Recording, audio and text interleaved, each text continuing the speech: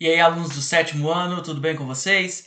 Estamos aí mais uma semana com os planos de estudos tutorados, os PETs de Minas Gerais. Estamos fazendo aí o volume 2, essa semana, a semana 4, da página 76 à página 79. Queria agradecer aí aos comentários, que eu tenho recebido aí nos vídeos. Muito obrigado mesmo. Continuem comentando, se inscrevam no canal, curtam o vídeo aí. Se precisar falar comigo, pode me procurar aí no Instagram. Pode pegar seu caderno e vamos juntos aí fazer as atividades dessa semana, beleza?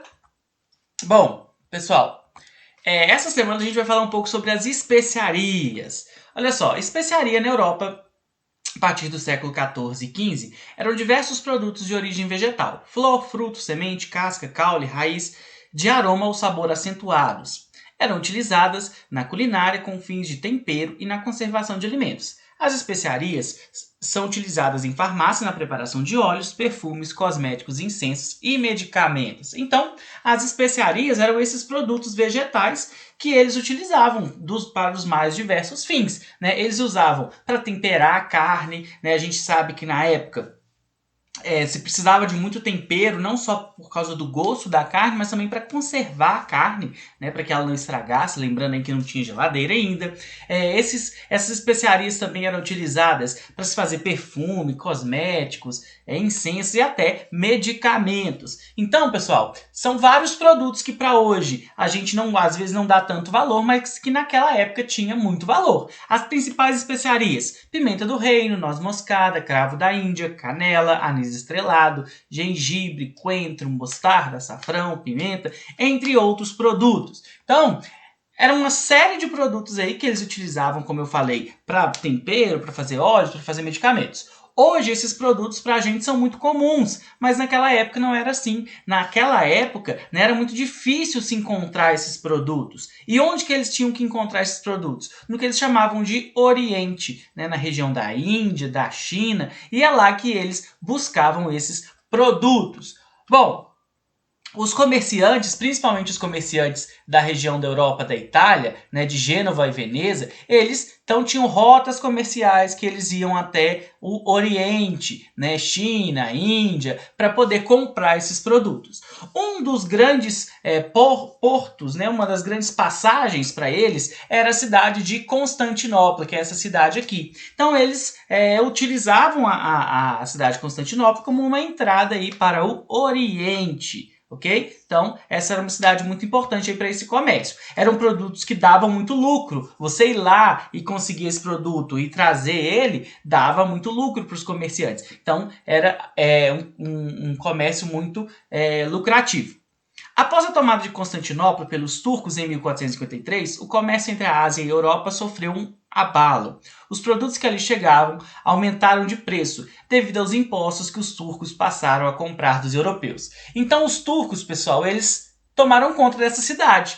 Então, para os produtos passarem pela cidade, eles cobravam imposto. Isso fazia com que o valor do produto ficasse muito alto e isso diminuía o lucro dos comerciantes. Então, eles precisavam arrumar uma nova saída. Qual que é a nova saída que eles vão tentar encontrar? Um novo caminho para o Oriente. Então, eles queriam um novo caminho da Europa para o Oriente. Bom, a gente vai ter aí alguns que vão tentar dar a volta pelo continente africano, né? Então, essa navegação ela era uma navegação muito difícil e eles vão tentar fazer ela. E outros vão dizer o seguinte: não, a Terra é redonda.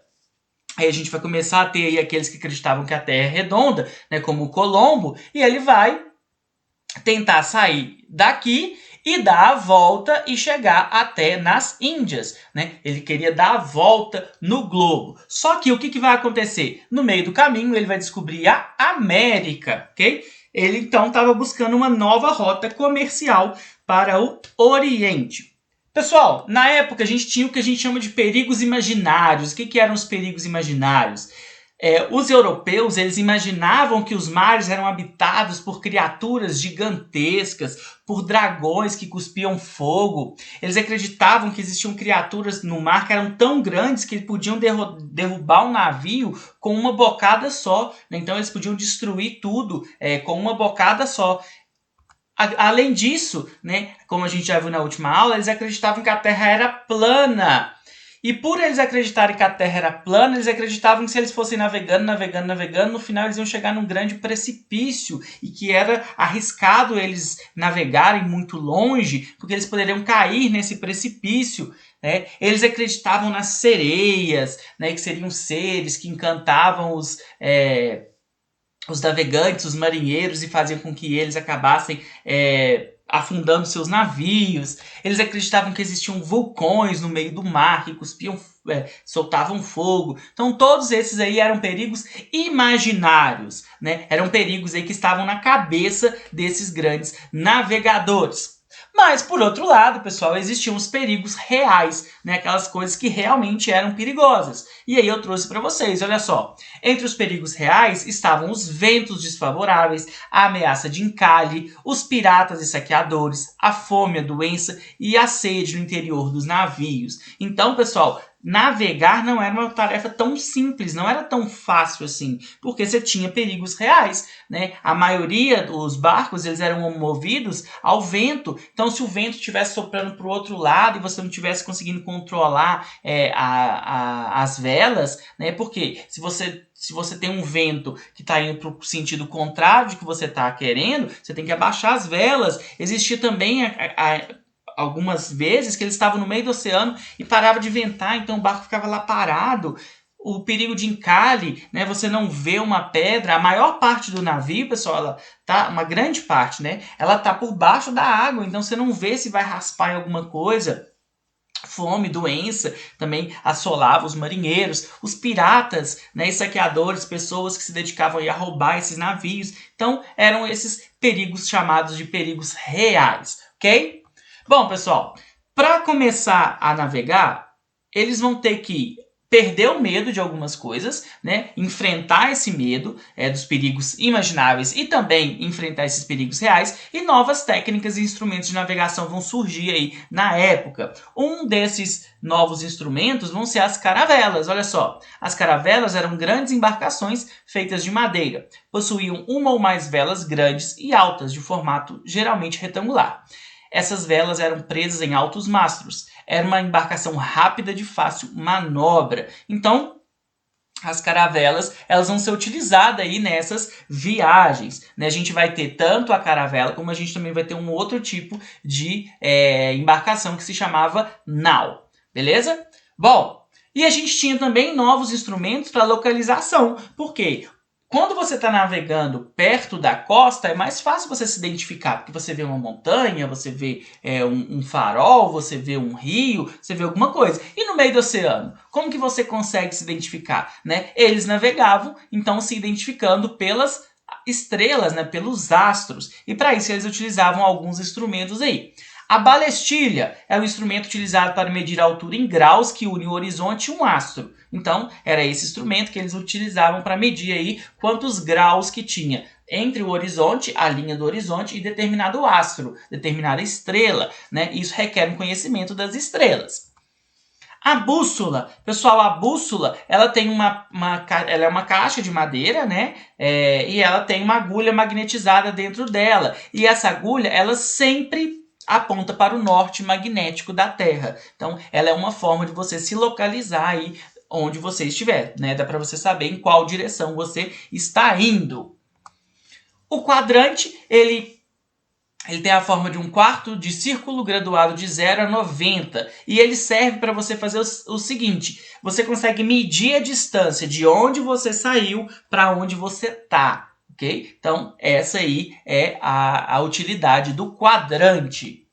E o astrolábio? O astrolábio ele também serve para medir a altura dos astros acima do horizonte. Né? Então, você consegue se localizar aí no meio do oceano. Beleza? Pessoal, o primeiro país aí que vai se dedicar às grandes navegações, que vai ter maior sucesso, vai ser Portugal. E quais são os motivos aí do pioneirismo, ou seja, de por que Portugal foi o primeiro país aí a sair navegando? Primeiro, monarquia centralizada, então você tinha um rei que tinha o controle de tudo, então ele conseguia reunir esforços para poder incentivar essas navegações. Os portugueses já praticavam a pesca há muito tempo, principalmente aí de produtos como o bacalhau, então eles já conheciam. E o desenvolvimento de técnicas e de conhecimentos necessários à navegação. Então, eles aperfeiçoavam mapas e tudo isso. Beleza? Bom, pessoal, agora vamos às atividades. No século XV, quando os europeus iniciaram as grandes navegações, os desafios eram diversos e estavam presentes em todo o processo. Para além dos problemas reais enfrentados pelos navegadores, muitos relatos de viagem trazem informações que caracterizavam situações imaginárias no contexto das navegações. A imagem abaixo ilustra uma das dificuldades encontradas no início do processo da conquista marítima europeia. Pessoal, era muito comum no mapa vir desenhos aí das criaturas que eles imaginavam que existiam. Então, olha só, observe a imagem acima e, levando em consideração o que você estudou sobre o assunto, preencha o quadro abaixo, destacando os perigos reais e imaginários que os navegadores enfrentavam no processo da expansão marítima europeia. Então, vamos lá. Quais que eram os perigos reais? Ventos desfavoráveis, perigo de encalhe, rochas, piratas, saqueadores, fome, sede, doença, todos esses eram perigos reais. E quais que eram os perigos imaginários? Sereias, monstros marinhos, né? Então, o abismo que existia no final da Terra, vulcões, todos esses eram perigos imaginários, perigos que estavam, né, na cabeça aí dos europeus. E as pessoas realmente acreditavam que esses seres podiam existir lá no meio do oceano, beleza? No período das grandes navegações, havia alguns produtos que não existiam na Europa. E, em função disso, eles eram muito valorizados e procurados pelos europeus. Eram chamados de especiarias.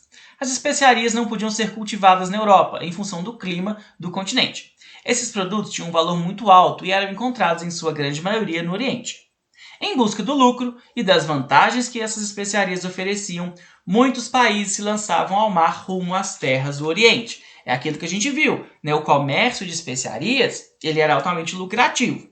As imagens abaixo ilustram algumas das especiarias buscadas pelos europeus durante as navegações. Com a ajuda de sua família ou com o auxílio da internet e de livros, identifique as especiarias contidas nas imagens, nomeie-as e descreva sua utilização. Então, muitas dessas especiarias, pessoal, a gente usa até hoje, né? A gente usa no nosso dia a dia, só que pra gente ela não tem um valor que tinha naquela época, porque o custo dela já não é tão alto, né? Então, olha só, aí tem algumas imagens. Essa primeira imagem aí é uma o quê? Uma canela, né? Todas essas imagens aí vocês podem perguntar aos familiares de vocês, os responsáveis, em que vocês utilizam. Né? A canela é utilizada o quê? Como tempero, né? Para se fazer chá.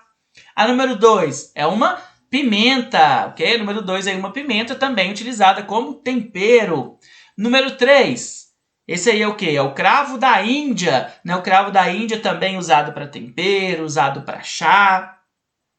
Essa número 4, pessoal, essa número 4 aí é uma fruta exótica, né? Eu andei pesquisando de onde essa fruta é, ela é lá da Indonésia. Então vocês podem colocar, não precisa colocar o nome dela não, podem colocar só frutas exóticas, né? Usadas aí para alimentação, porque essa fruta aí é muito específica, beleza? E o número 5, vocês sabem o que é isso aí? Isso aí é o gengibre, né? O gengibre também é utilizado como tempero para fazer chá. Muitos dessas especiarias, pessoal, elas tinham, né, usos também como medicamento. O gengibre, por exemplo, é muito utilizado para pessoas que têm problema de garganta. A número 3 aí, o cravo, não sei se vocês sabiam, mas antigamente era comum as pessoas mascarem o cravo, pegavam um cravinho desse e ficava mascando ele para tirar o mau hálito, né? Então essas aí eram as especiarias. Ok? Complete aí no seu caderno, beleza? Agora pesquise na internet ou no livro didático outros tipos de especiarias que os europeus buscavam no Oriente. Então vocês vão citar aí outras especiarias que eles também buscavam no Oriente. Eu já passei uma lista aí para vocês de várias especiarias. Não foi lá no começo? Olha só, eu coloquei aqui os diversos tipos de especiarias. Pimenta do reino, noz moscada, anis estrelado, açafrão, mostarda, o coentro. Essas são especiarias que não estavam lá nas imagens. Então, vocês podem colocar aí essas como exemplos, ok? Bom, vamos aí à próxima pergunta. A grande maioria das especiarias que eram valorizadas pelos europeus no período das grandes navegações ainda faz parte da nossa alimentação. Agora elas são muito mais facilmente encontradas. Converse com sua família e tente identificar quais as especiarias que são utilizadas até hoje em sua casa. Então, de todas essas especiarias que você colocou, né, das que você citou na questão anterior e das figuras, cita aí no seu caderno quais que você utiliza aí na sua casa. Pimenta, pimenta do reino, noz moscada, canela, cravo. Qual dessas que vocês utilizam aí nas suas casas? Beleza?